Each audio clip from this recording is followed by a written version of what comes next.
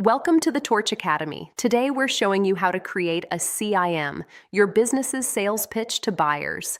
The CIM is your elevator pitch on steroids. It's the first real document a serious buyer will read about your business. You're not trying to fool anyone. You're trying to present your business in the best possible light while being truthful. Think of it like a college application. You're highlighting your strengths, explaining your story, and making a case for why this business is valuable.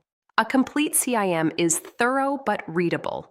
Buyers are busy. They might spend 20 minutes on your CIM before deciding if they want to dig deeper. The executive summary has to grab them. Then you dive into the details. By the end, they should understand. What is this business? Why is it valuable? What's the growth story? Why should I buy it now? Spend extra time on the executive summary. This is where buyers decide if they want to read the rest of the document. Make it compelling but honest. Avoid fluff. Buyers have read hundreds of CIMs. They can smell BS from a mile away. Give them the facts in a way that makes them want to learn more. This is where credibility is made or lost. Your financials need to be accurate, defensible, and well presented. Recast financials are important because the buyer wants to see what they'll actually make if they own the business. If you're paying yourself $200,000 and the buyer will only pay $80,000, that matters. Show it. If you've got expenses that won't transfer, your second office, your car, add that back. Be transparent about what the buyer is actually buying. Recast numbers are standard in M&A. Buyers expect them, but they need to be reasonable and backed up. Don't try to recast away your salary. If you make $200,000, that's real. Just be clear about it. The buyer is calculating what they'll earn if they replace you with a $100,000 manager, so show that scenario too. Buyers want to understand how you built the business and why it works. A good growth story shows they're buying something with momentum, not something you've squeezed dry.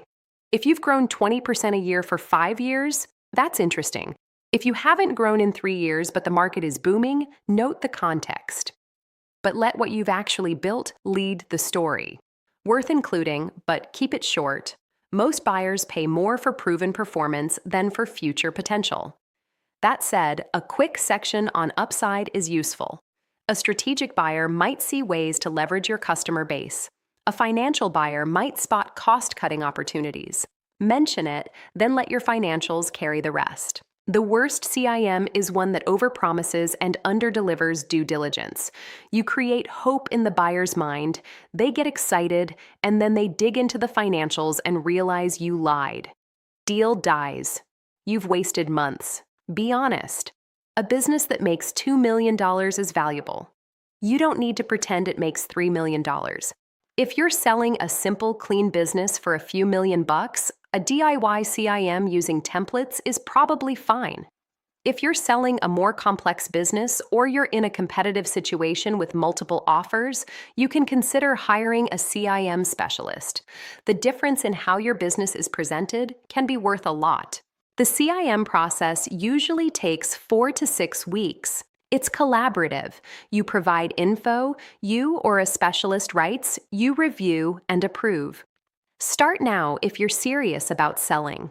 The better the CIM, the more offers you'll get and the higher price you'll command. Remember, the CIM is often the first thing a serious buyer reads about your business.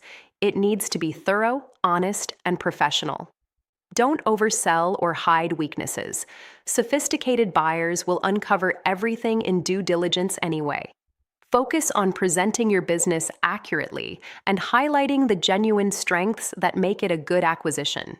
Thanks for watching. If you found this helpful, head over to torchapp.io/signup to create your free account. Torch uses AI to help you navigate buying or selling a small business, whether you're just exploring or ready to make a move. And don't forget to subscribe for more episodes from the Torch Academy.